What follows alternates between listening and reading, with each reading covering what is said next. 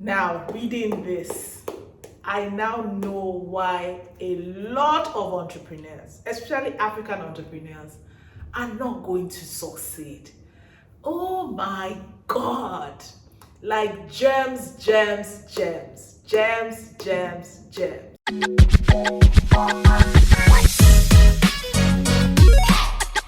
Hey everyone, welcome to my YouTube channel. So today I'm going to be sharing information from this book that just dropped. I think it's the hottest book in town from an African billionaire, Mr. Femi Otedola, and we're going to be learning how to make it big. Now, but I want to bust your bubble. Today is not about how to make it big. It's about 5 reasons why most entrepreneurs are not going to succeed that I learned from reading this book.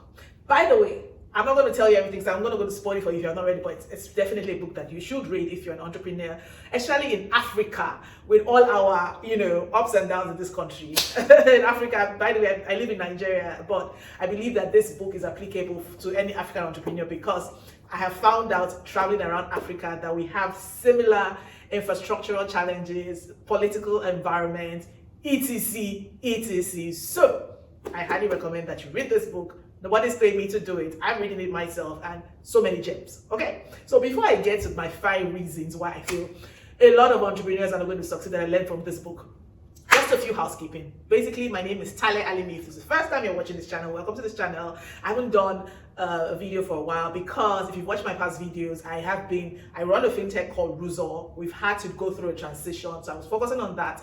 At the same time, I was completing my doctoral degree, it's a doctor in business administration, basically focused on financial inclusion, which aligns with our work to help SMEs get funded and also help, especially women, dismantle barriers that sort of hold them back. So we have an upcoming webinar in Ruzor. So if you watch this anytime in August 2025, the webinar is coming up on the 29th of August to tell you why a lot of SMEs, especially African SMEs, don't get funded. The link will be here. Okay, so if you watch it right on time, join the webinar.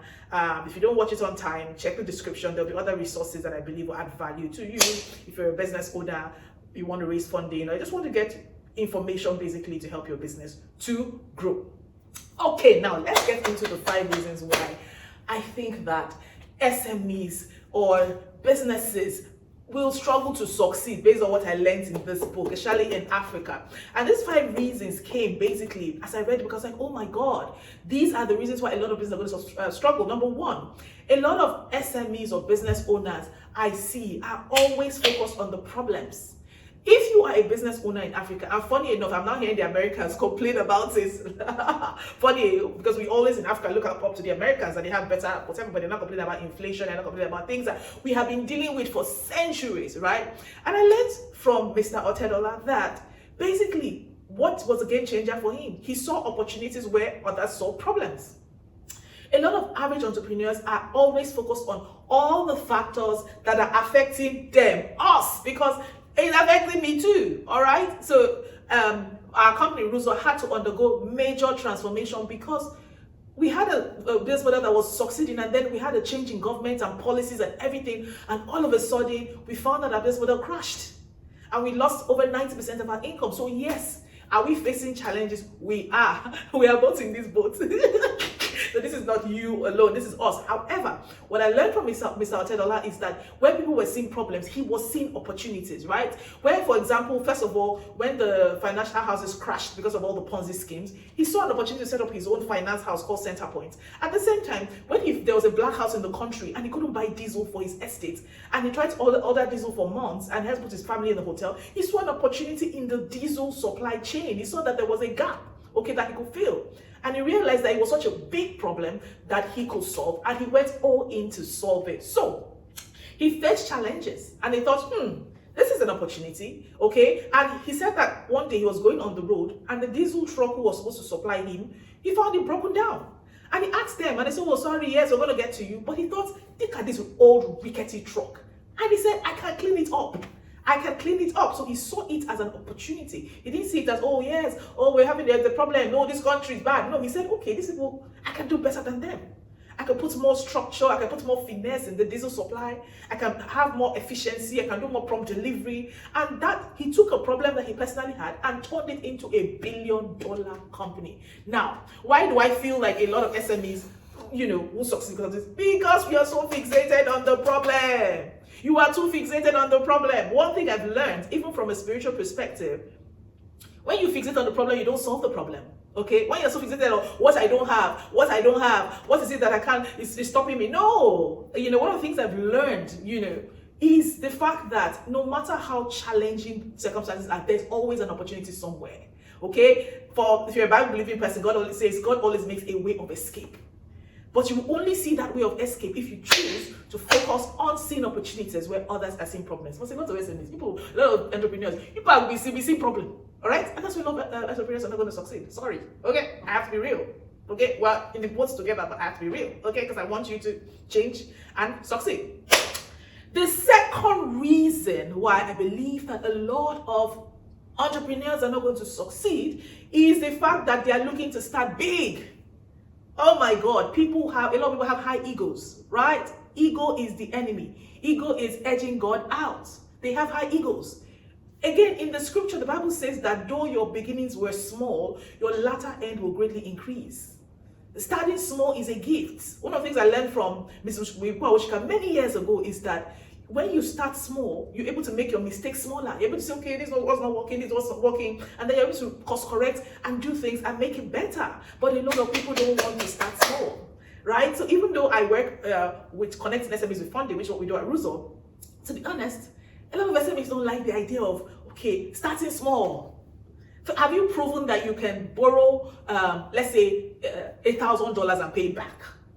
Or in Nigeria, let's say, 1 million naira and pay it back? Before you're asking for 5 million naira, before you're asking for $10,000, before you're asking for $50,000, before you're asking for $500,000, or even $1 million, have you proven what you can do with the little that you have before you want it to be big? So some people, when they say I don't have resources, what they're actually saying is, I don't want to start small. That's really, really, really the thing. And that's why a lot of entrepreneurs are not going to succeed. Now, don't come for me and say, hey, boss, hey, he's a Nepo baby. He's a Nepo baby. He's a Nepo baby. He's don't start small. He's not small like I start. Start small, sha. And because he shared the story of how, when he started the diesel business, he bought a second-hand truck. And him and his driver, I think the driver's name was Samson, were going door to door to deliver diesel with that truck.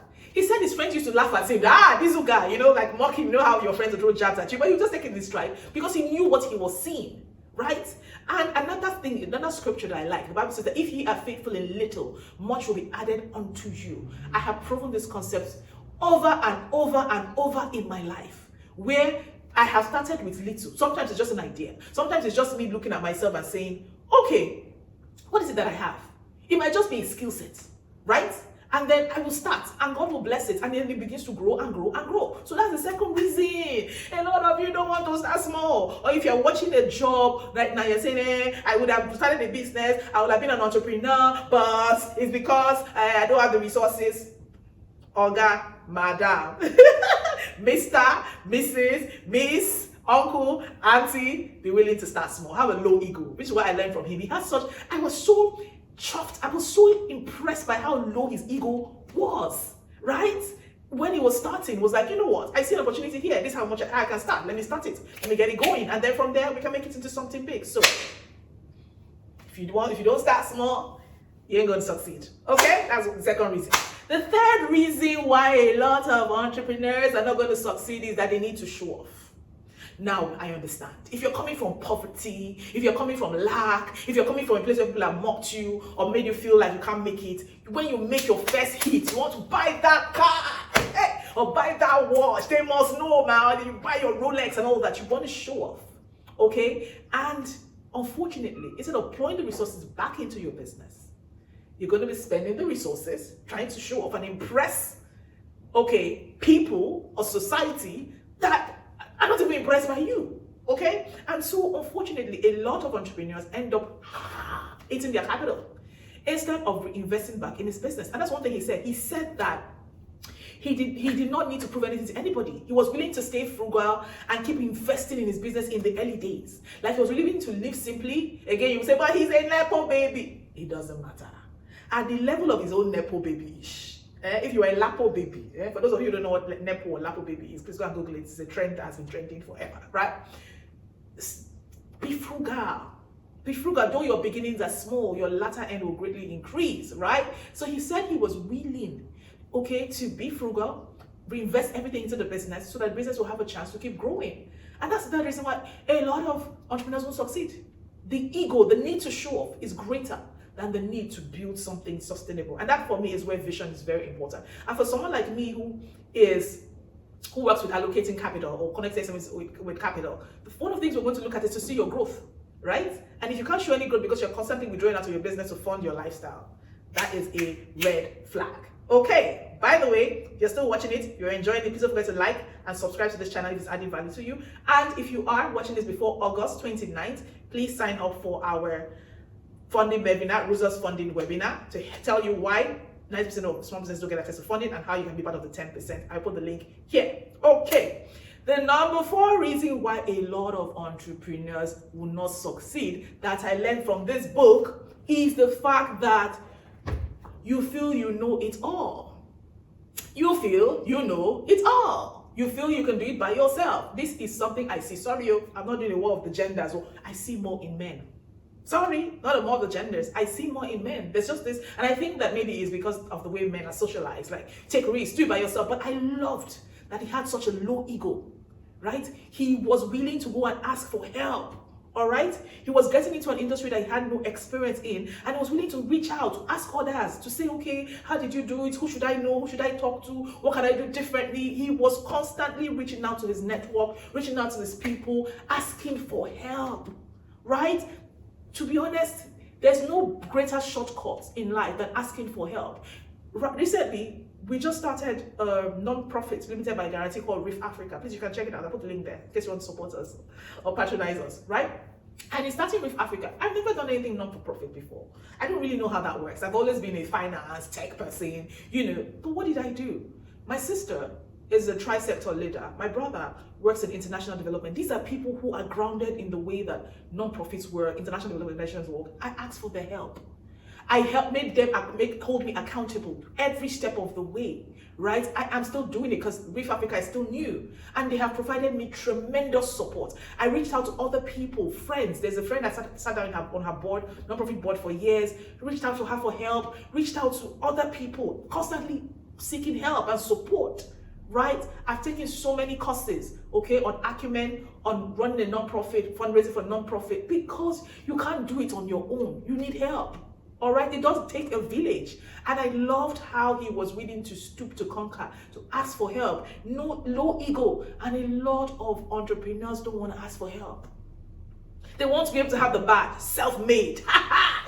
It's all about the ego. So how did you do it? I'm self-made. No, please, I don't want to be self-made.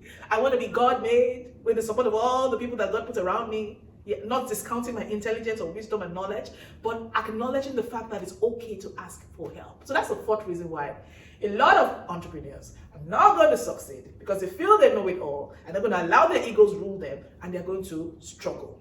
Okay, so the 5th reason why a lot of entrepreneurs are not going to succeed. This one, I hear it every time. They believe they have no advantages.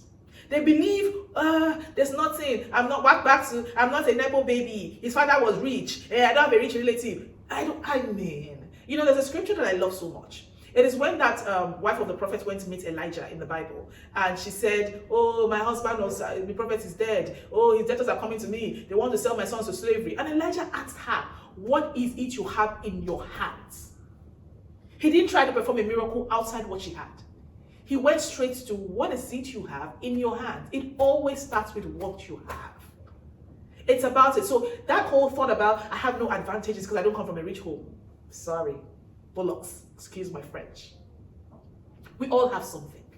We all have an advantage. And he said, use any advantage you have. You have something. But a lot of times you don't recognize what you have because you are focusing on all the things that you don't have. He used his personal sales skills from when he was a child. When his parents visitors came, he will cut their nails, did they pay manicure for them? They will pay him, right? He used his network. In fact, he even sold his house at some point and put the capital in the business. You know, even if you say he's a Nepo baby, why didn't he get money for free? By the time he had done all he could, then he now reached out to his father. But even his father gave him a loan that he had to pay interest with. So you always think I don't have anything. That's not true. You're not just looking close enough. You're not just valuing and appreciating what you have. We all have something to start. All right? I mean, I remember in starting with Africa, I didn't have funding, right? But I evaluated, what do I have? I thought, wait a minute, I have technology skills. I know how to build websites. You know, even though I haven't built websites for a while, but I still know how to do it. There's something called muscle memory, I remember. So I built the website. At least there's a place where people say, okay, Reef, what they do, their mission. I have it. I built it out. I know how to do some design, leveraging Canva. I did some designs. I did that. I know how to create online courses.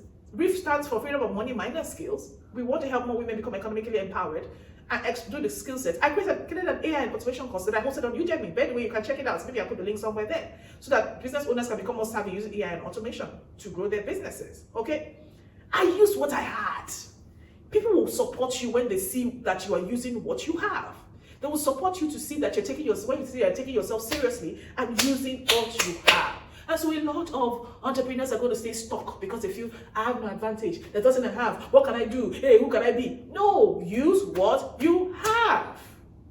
And then God will then bless it and multiply it. And then it will become abundant. And then, you know, you will then have more. You know, another scripture that comes to mind said that he that said he does not have, you know, that which has been taken away. But he that had much more will be given. So, and that's what he did. He used what he had. And then he got much more until he became a billionaire. So guys, that is my part 1 review of the book. If you like it, let me know what you learned in the comments, what resonated with you, or what you don't agree with, because it's okay for you to disagree with me and all that. This is my personal opinion. This is my personal space and all that. And if it did add value to you, please share it with other people, another person, your community, your friends. Discuss what I just said. And if I get enough interest, let me know in the comments if you want me to do part 2, because again, guess what? I got all this from just the first 2 or 3 chapters of the book. Imagine when I'm done reading this book. Hey, I will have so much more. So like, if you like this and it's added value to you, and you want me to, you know, do a part 2 of this video, let me know in the comment below. Like, share it, and share this with everybody else. Don't forget to subscribe to this channel. Like this video so that the algorithm will show it to more people. Thank you for tuning in. Thank you for watching. Watch other videos on my channel. Let's grow this channel together. And I will see you again in the next one. Bless you. Bye.